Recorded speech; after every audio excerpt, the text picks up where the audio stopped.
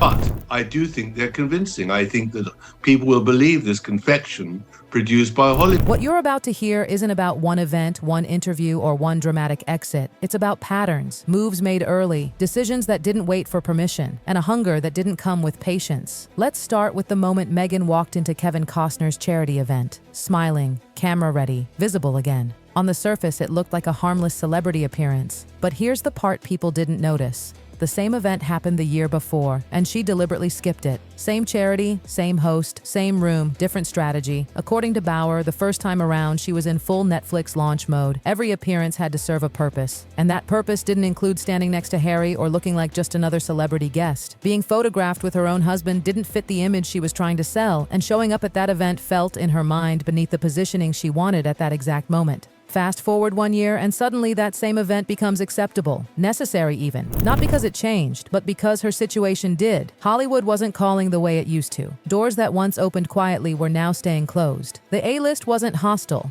just distant. And in Hollywood, distance is louder than rejection. Bauer describes it as a slow freeze. Big names stepping back not out of spite, but caution. Nobody wanted to risk friction with the royal family. Nobody wanted drama attached to their name. And Meghan, once welcomed into elite circles, found herself hovering at the edges, trying to remain seen in rooms that were no longer eager to host her. That charity appearance wasn't generosity, it was visibility management. And then comes the moment that made even seasoned royal watchers pause: the naming of their daughter.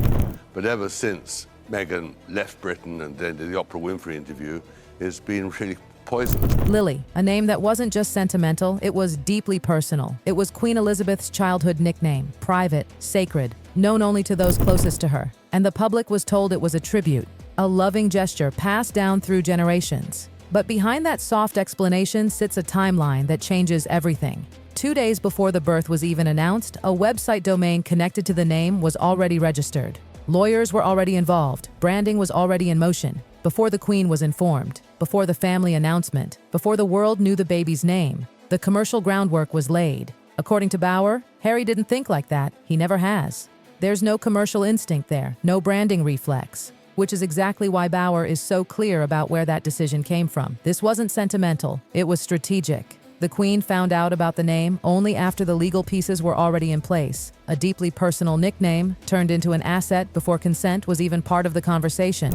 Well, I actually believe that, and I always thought that Harry was lying when he said that he had the Queen's support. Bauer calls it pure commercialization. Not emotional, not accidental. A move that says everything about priorities and nothing about patience. And once you see that moment clearly, the rest of the story starts to line up. Because according to Bauer, the idea that Meghan ever planned to build a life in Britain was always a myth. The goal was never longevity. It was leverage. The title wasn't a responsibility, it was a credential. A global stamp of legitimacy she could take back to California, where her real ambitions lived. The Duchess title was the prize. Britain was the bridge. Bauer claims the plan was always to get in, secure the position, absorb the prestige, and return to the entertainment ecosystem where fame translates faster and power feels more flexible. Harry didn't lead that vision, he followed it. And the Queen? According to Bauer, she welcomed Meghan with genuine warmth, real trust, no suspicion, no resistance, which makes what followed feel less like disagreement and more like betrayal. Because while smiles were exchanged publicly, the exit strategy was already forming privately. Then comes the Diana obsession, the comparison that refuses to stay quiet. Bauer says Meghan didn't just admire Diana, she believed she was Diana's successor. Not symbolically, emotionally, culturally, historically. On the 2018 Australia tour, the message was unmistakable. Diana's jewelry appeared again and again, hundreds of thousands of dollars worth, watches, pieces loaded with meaning, and every time her publicist made sure the world knew exactly whose legacy she was wearing. It didn't stop there. Colombia, Nigeria. Everywhere she went, the narrative followed. Meghan in Diana's jewels, Meghan in Diana's shadow, Meghan framed as the continuation of an icon. But Bauer calls it fantasy. Because Diana didn't inherit public devotion, she earned it, slowly.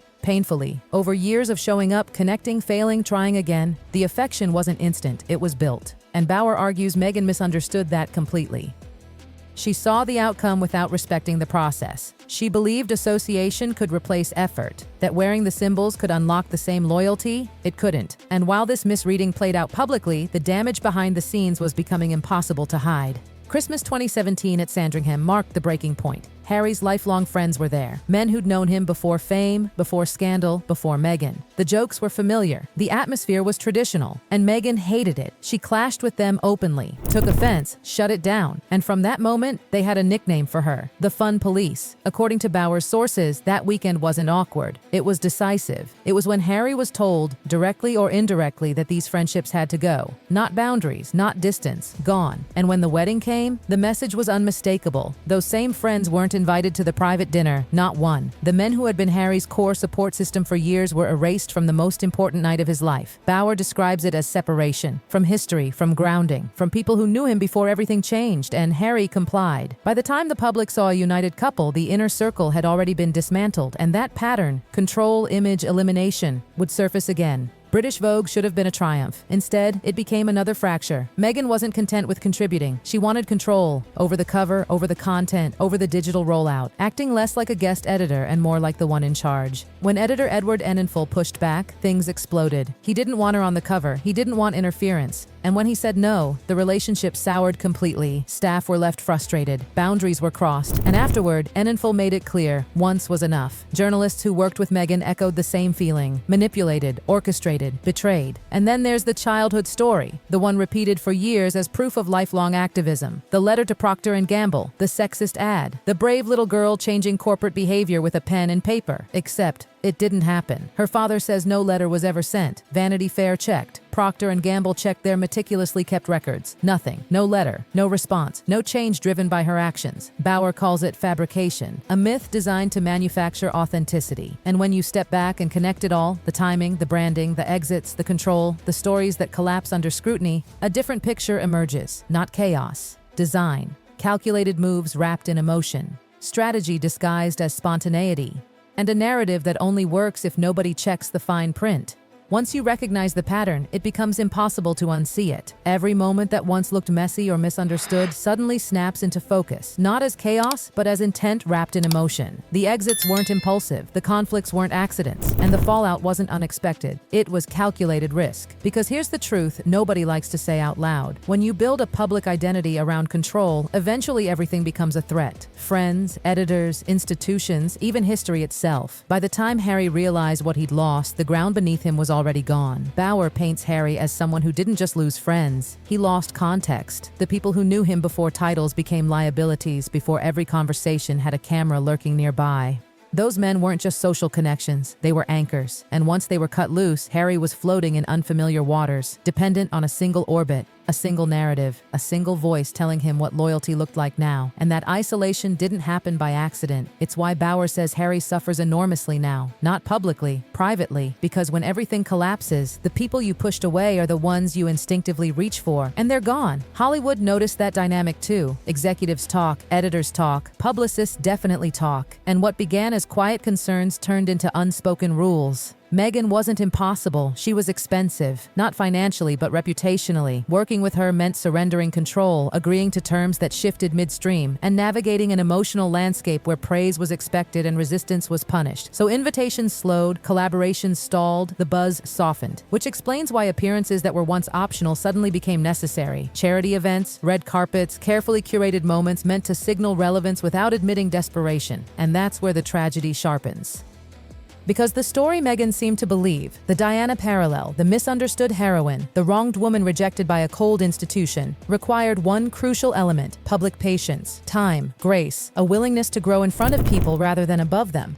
But patience was never part of the plan. Bower argues that Meghan wanted the ending without enduring the middle, the admiration without the apprenticeship, the legacy without the labor. Diana didn't become Diana because she demanded it. She became Diana because she stayed, learned, stumbled, and kept showing up. Meghan wanted the shortcut, and when the public didn't respond the way she expected, the blame didn't turn inward, it turned outward, toward the press, toward the palace, toward the system she believed failed to recognize her magnitude. That belief hardened over time. It's why Bauer says the Oprah interview didn't just damage relationships, it poisoned them. Not because of what was said, but because of how it was delivered. Accusations without reconciliation, exposure without accountability, a scorched earth moment that made return impossible. After that, nobody knew where the line was anymore. Friends became liabilities, family became adversaries, silence became proof of guilt, and disagreement became betrayal. And yet, through all of it, Meghan survived, always composed, always polished, never visibly shaken, which, according to Bauer, is part of the problem, because vulnerability builds connection. Perfection builds distance. People don't fall in love with invincibility. They relate to fracture. Diana's power came from her openness, her messiness, her humanity. Meghan's image offered strength without softness, control without surrender, and over time, that creates admiration, not affection. Then there's the quiet irony Bauer highlights. For someone accused of fabricating narratives, Meghan became trapped inside one of her own making. The activist child, the revolutionary duchess, the woman too powerful for the system that rejected her.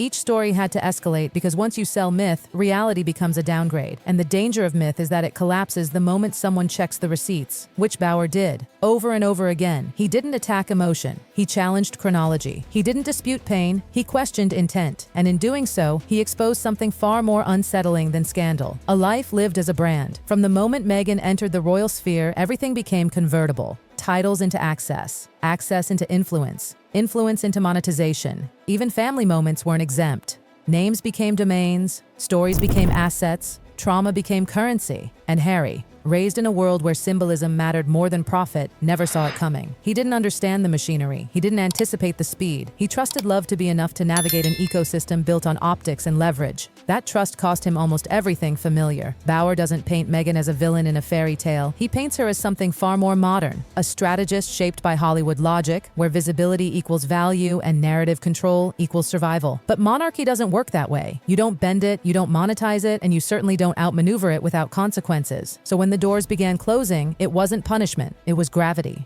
Institutions don't chase those who leave them. They wait, they endure, they outlast. And that's the part nobody prepared Meghan for, because relevance fades faster than legacy. Today, the question isn't whether Meghan and Harry were wronged or misunderstood. It's whether the story they sold themselves was ever sustainable, whether you can build a future on perpetual conflict, whether control can replace connection, whether a title can protect you once its meaning is stripped away. Bauer's revelations don't end with judgment. They end with warning. You can shape perception for a while. You can bend sympathy. You can rewrite memory. But eventually, patterns speak louder than declarations. And when they do, the truth doesn't need to shout. It waits quietly, watching every move quietly.